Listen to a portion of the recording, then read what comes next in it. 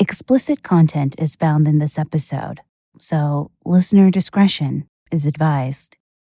Welcome back to True Crime Cases. I'm your host, Lanie. The alarming prevalence of domestic abuse, also known as intimate partner violence, extends globally. According to the CDC, about 41% of women and 26% of men have encountered violence from an intimate partner. These statistics are inherently skewed due to the underreporting driven by various factors, such as fear of disbelief, hesitancy among minority groups based on past experiences with authorities, and men feeling ashamed to admit vulnerability. When one partner is a member of the police force, reporting abuse becomes even more challenging. Survivors are reluctant to disclose their partner's actions to individuals they perceive as their abuser's colleagues. Complicating matters is the blue wall of silence, an unspoken code where police officers avoid reporting or acknowledging corruption within their ranks. Between 1990 and 1997, the U.S. saw 227 cases against allegedly abusive police officers, resulting in only 4 convictions. Given these dismal odds, many survivors opt not to report abuse. Despite this reluctance, 1990s studies indicated that 30 to 40% of relationships involving police officers included instances of intimate partner violence. These studies suggested that officers in the U.S. police force committed domestic violence at a rate roughly 15 times higher than the general population. While these studies are dated, the situation may not have necessarily improved. During the early days of the COVID-19 pandemic, stay-at-home mandates led to a general increase in domestic violence reports, with a rise of up to 47% in Chicago, Illinois, and 18.4% in Phoenix, Arizona. Today, I'll discuss cases from 2008 and 2009, between the initial 1990 and present studies. Both cases involve the murder of police officers and are instances of intimate partner violence, although the officers were not necessarily the perpetrators. Okay, on to the show.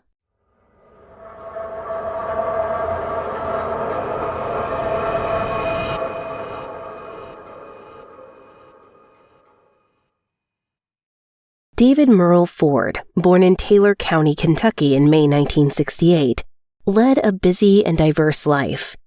Despite his varied experiences, he remained in his home county throughout his life, growing up in Campbellsville, marrying there, and ultimately passing away at the age of 40, where he was also laid to rest.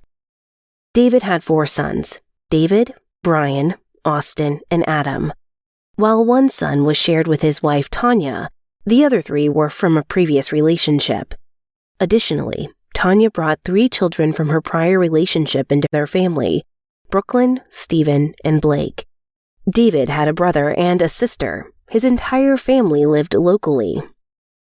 Professionally, David served as a police officer, initially in the Bradfordville area, before transitioning to the larger Lebanon department. Wally Brady, assistant chief for the Lebanon force, spoke highly of David, describing him as a fine officer, always ready to assist those in need, both on and off duty.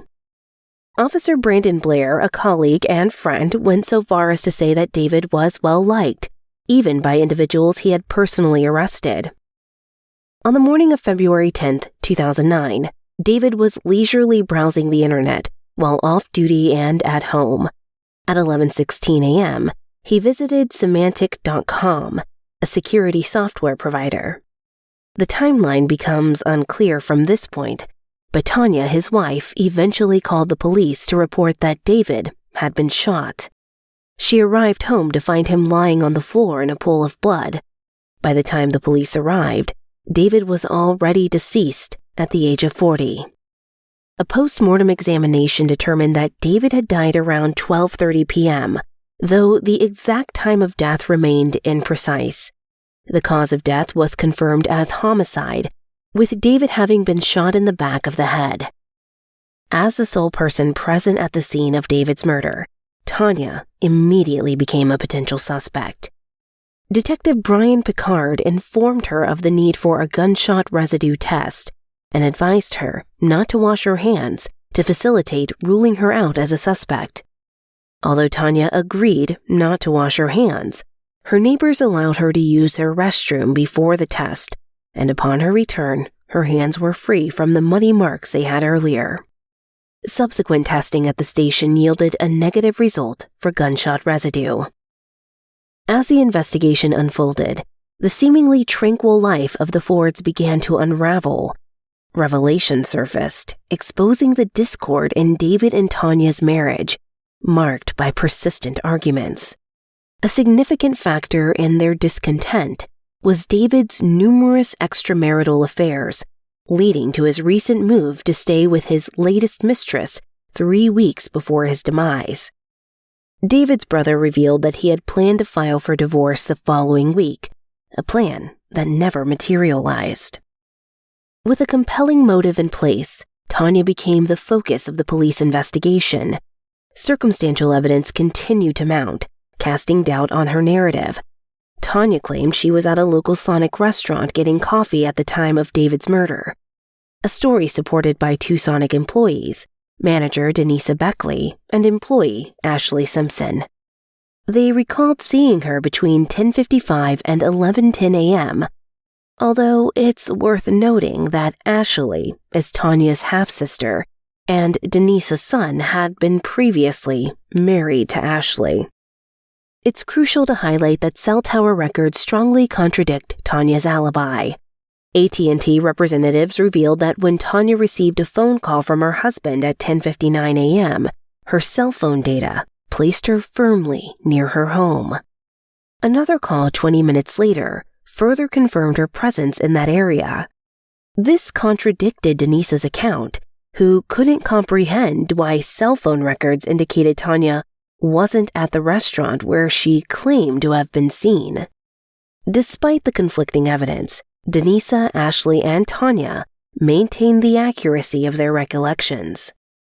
Officer Brandon Blair, a friend of David, reported another piece of evidence. David had been receiving anonymous threatening notes in the weeks leading up to his death, causing him to feel paranoid. One of these notes, found near David's body, raised suspicions that Tonya might be involved. The note contained information shared only with Tonya and Blair, mentioning David's most recent affair partner by name. When the note was tested for fingerprints, one of Tonya's fingerprints was discovered on it. The final blow came from witnesses testifying that, after a previous affair came to light, Tonya had stated that if she ever discovered David cheating again, she would kill him. On October 19, 2010, with no smoking gun, a grand jury of 17 witnesses convened to decide whether there was enough cause to arrest Tonya Ford. The following day, a year and a half after David Ford's murder, Tonya was arrested. Tonight, 20 months after a Lebanon, Kentucky police officer was shot in the head, police believe they know who killed him. WHAS 11's Anna Prendergast is joining us live in Taylor County, Kentucky, where Officer David Ford lived and was killed. Anna? David Ford's wife, yes, wife, Tonya, is inside the Taylor County Detention Center right behind me, charged with murdering her husband, David. Now, we asked her for an interview a little while ago, and she told me no. But David Ford's friends and family are talking about the new big developments in this case.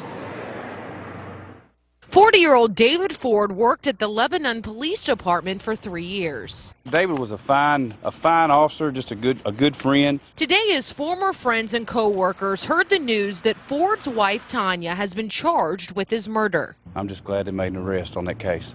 Do you know her?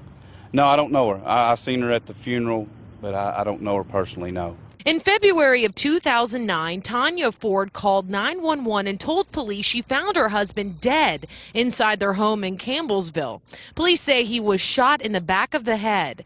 Since then, Kentucky State Police have been gathering evidence and talking to 17 witnesses. They won't go into specifics, but say that's what led them to Tonya Ford, and yesterday took their findings to a grand jury. I think in the public's eyes, it was laying dormant. But that was not the case at all. And throughout the course of a year and a half, you know, what we believe to have transpired, we presented to the grand jury and they returned the indictment, and here we are. Now, just a few minutes ago, I talked with David Ford's son right here. Here's what he had to say about his stepmother being charged with murder. It was shocking. I mean, you know, it's been my stepmother, but I mean, it's everything, you know, it happened. I mean, so that's all. Justice just needs to be served. So, I mean, we got, you know, a little bit of closure today. It helped out a lot today, knowing, you know, somebody was charged for that. So. Now, coming up at 11 o'clock tonight, you're going to hear much more from David's brother and all of his sons, and you're going to hear about the couple's rocky marriage. We're live in Taylor County. Anna Prendergast, WHAS 11 News. She pleaded not guilty the next month and was bailed out by family members, posting a $30,000 bond. The trial, which commenced on August 20th, 2012, after 5 postponements, centered on Tonya's defense, emphasizing the circumstantial nature of the evidence against her. Testimonies from Tonya's family, including 2 of her children, portrayed her as a wonderful mother with close relationships. However, the weight of evidence pointing to Tonya's guilt was substantial. Tonya's mother, Linda Williams, revealed during the trial that she had privately confessed to killing David in a recorded conversation with a confidential informant. She repeated this admission in another recorded statement to the police. The trial exposed a damning revelation from Tonya herself. In the 911 call reporting David's shooting, she claimed not to have gotten close to his body due to the amount of blood. Expert testimony refuted this, asserting that she could not have seen the gunshot without approaching much closer than she had claimed. After a swift 4-day trial, the jury found Tonya guilty, and she was taken into custody for the first time since her family had posted bail 2 years earlier. The following month, she was sentenced to 20 years in prison for her husband's murder, becoming eligible for parole in August 2029 after serving 17 years, or 85% of her sentence. Tonya's legal team submitted several appeals, citing various grounds including the prosecution's use of hearsay, which should have been inadmissible, and the court allowing the jury to use their cell phones during deliberations. All appeals were denied despite reaching the Kansas Supreme Court. A memorial honoring David Ford stands outside the Lebanon Police Department, where he served for 3.5 years. While friends and family acknowledge the turbulent nature of Tonya and David's relationship, characterized by David's serial infidelity, it's not appropriate to speculate on whether Tonya experienced intimate partner violence at the hands of David. Notably, this aspect wasn't used as a part of her defense in court. Tragically, the series of threatening notes Tonya sent her husband caused emotional distress, leading to a single explosive act of domestic abuse that claimed David's life.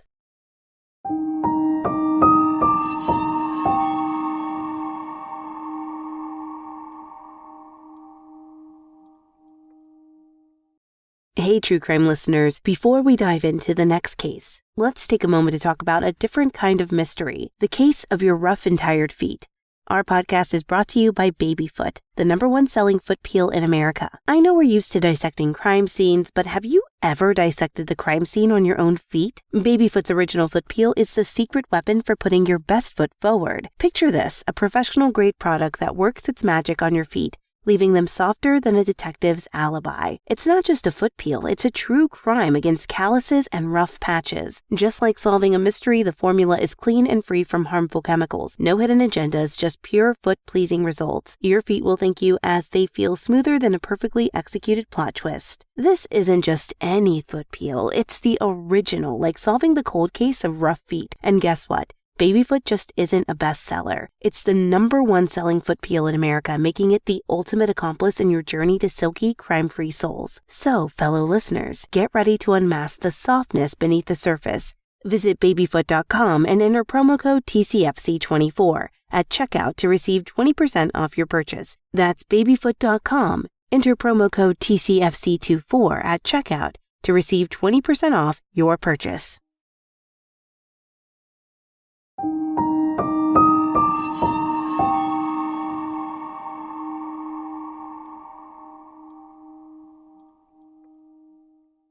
In our next case, the situation is unequivocal.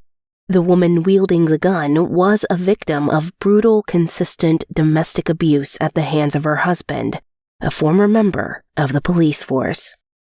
In 1979, 17-year-old Barbara led a vibrant and happy life in Queens, New York. Her path crossed with Raymond Sheehan, 3 years her senior, during a religious event hosted by their church. Despite a spark during their first meeting, Barbara quickly developed misgivings about the relationship. Raymond's controlling possessiveness, demanding that she call him immediately after school, led to a brief breakup. Their paths crossed again a couple of years later, and despite the location being a bad omen, they resumed their relationship. By 1983, they were married, with Barbara becoming Barbara Sheehan. In 1986, their first child, Jennifer, was born. Raymond's position as a sergeant with the NYPD, acquired during the early years of their relationship, became a tool he would use to threaten his wife throughout their life together. Similar to many abusive relationships, Raymond initially showered Barbara with affection after bouts of aggression.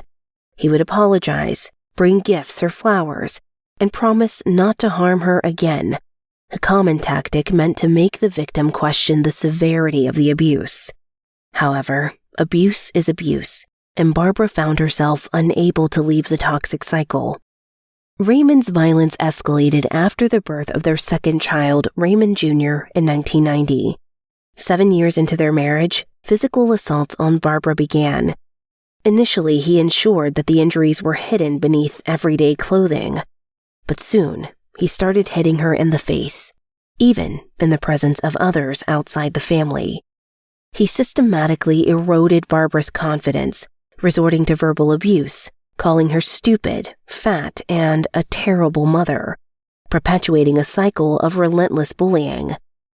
Another tactic employed by abusers is to make victims feel worthless and dependent on the abuser's love. The list of abuses inflicted upon Barbara seemed endless.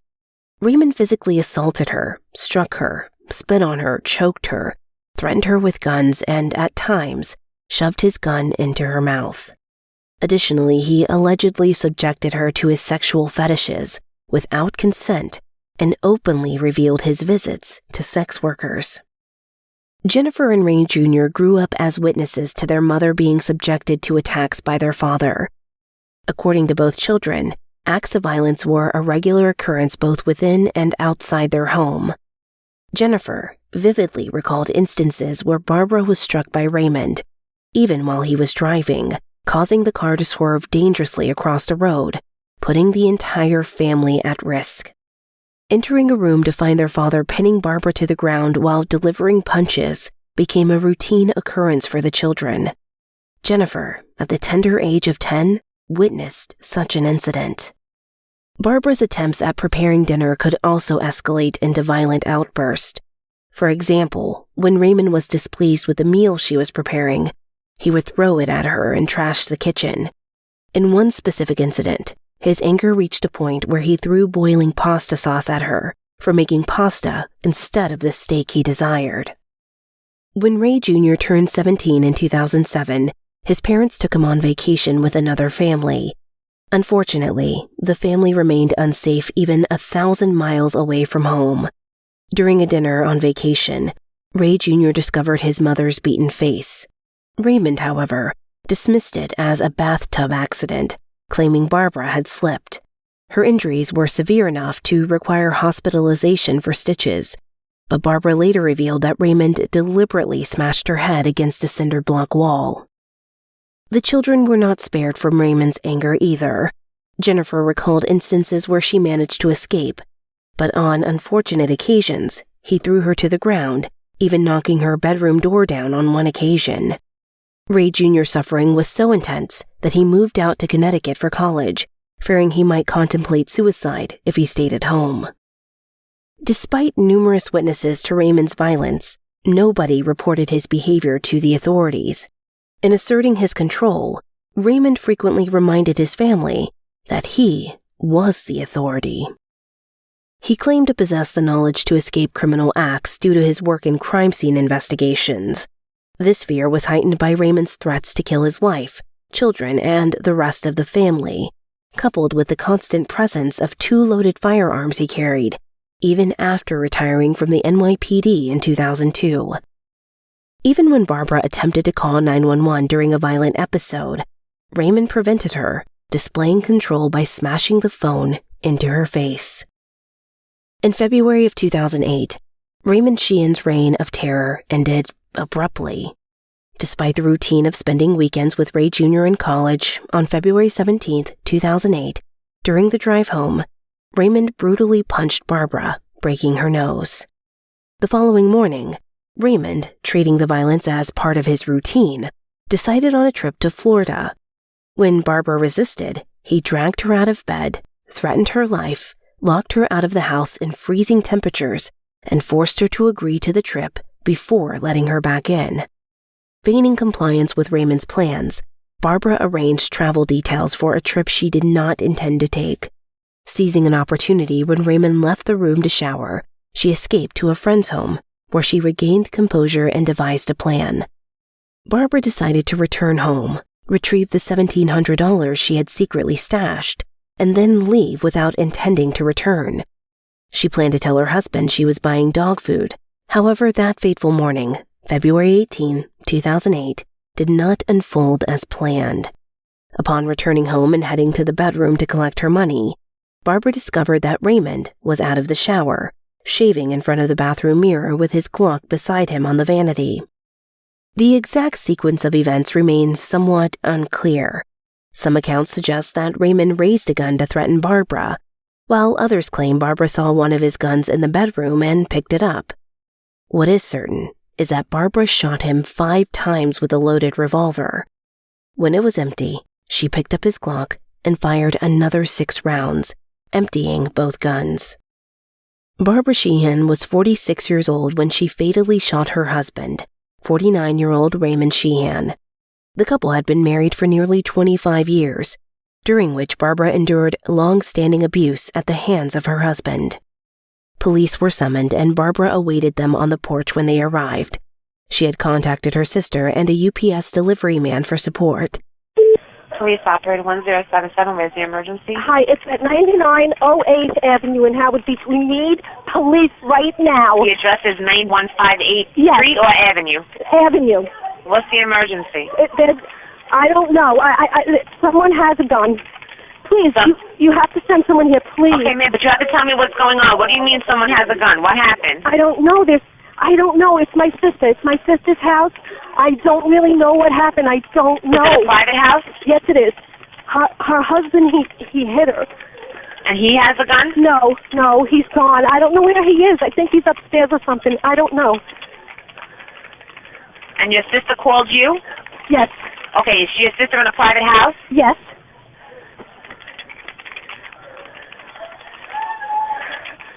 Are you there, ma'am? Yes, I am. Where are you, in front of the building? Yes, I am. And where's your sister? Inside the house. Okay, does she need an ambulance? The police are already on their way, but does she need an ambulance? I think both. I think so, yeah, I think so. Did he hit her? I'm sorry? Did he hit her? Yes.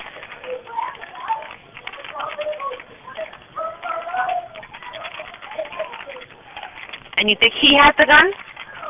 No, it's over here on the ground, I think. The gun is on the ground? Yes. Outside the house, right? Yes. Yes, Daddy, yes. Don't touch it. Whatever you do, don't... Yeah.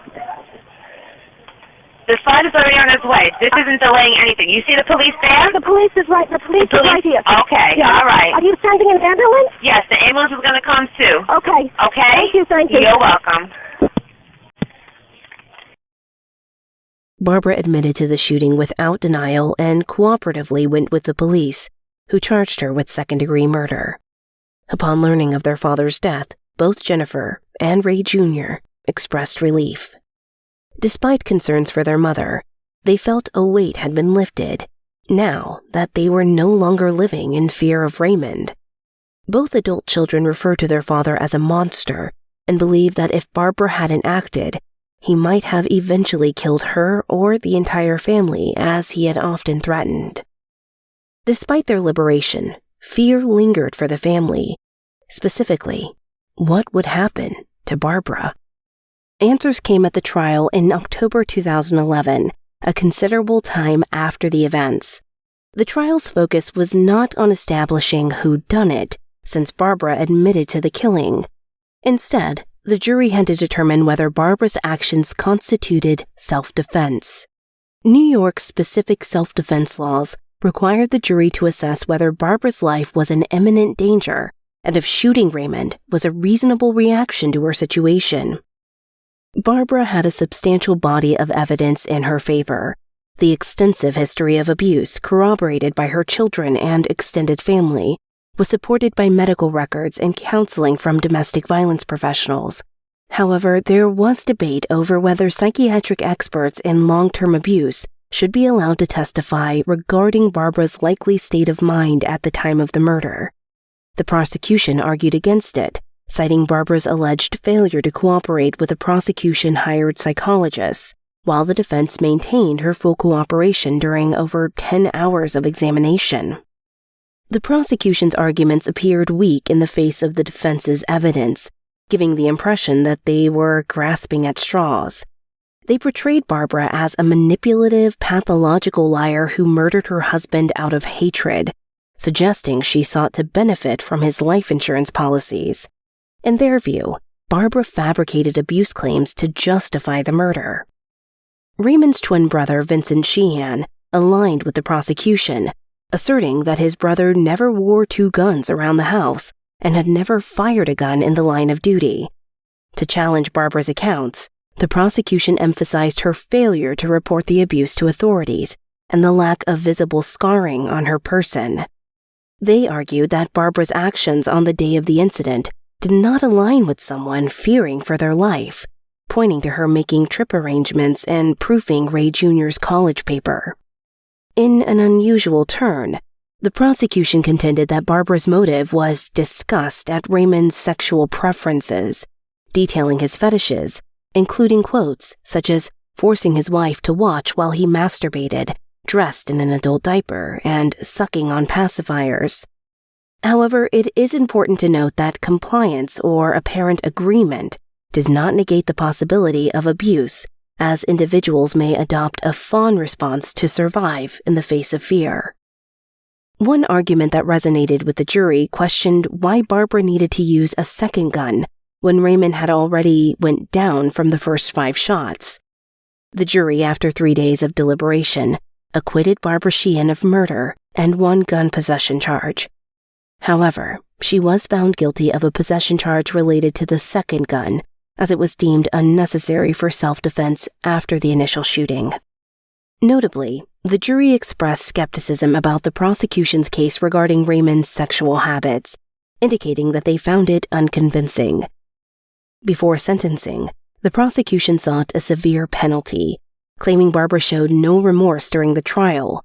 This contradicted multiple reports describing Barbara as tearful, barely understandable at times, and visibly distressed, particularly when confronted with the guns used in the shooting. During the sentencing, the judge emphasized that Raymond, despite his cruel actions, was the victim, acknowledging the lifetime of abuse suffered by Barbara and her family. Barbara was sentenced to 5 years for the single gun possession charge, a more lenient penalty than the 15-year maximum, but still disappointing to Barbara, her attorneys, and her family. They felt the sentence did not adequately consider the abuse leading up to the shooting.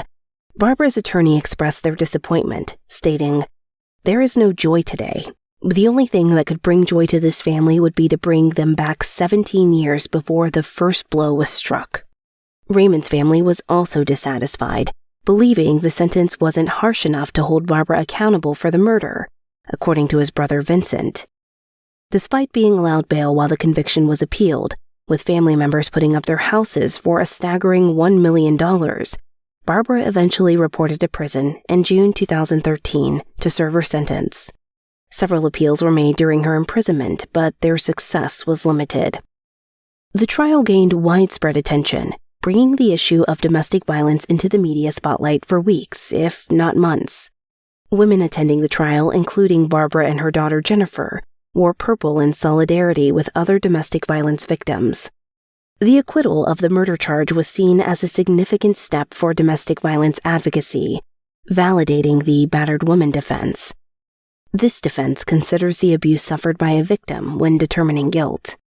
NYU professor of law Holly Maggigan noted, "The case is a good marker of the willingness of jurors to realize that a history of abuse can inform a woman's sense of the need to act in self-defense."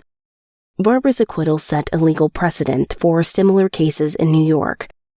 Yeah, Jody, she is a free woman tonight. After nearly 2 weeks behind bars, she wants to surround herself with her children, her family, friends, close neighbors who have been her support throughout all of this. She was acquitted of murder, yet still had to serve jail time. So the big question is, should she ever have been behind bars in the first place?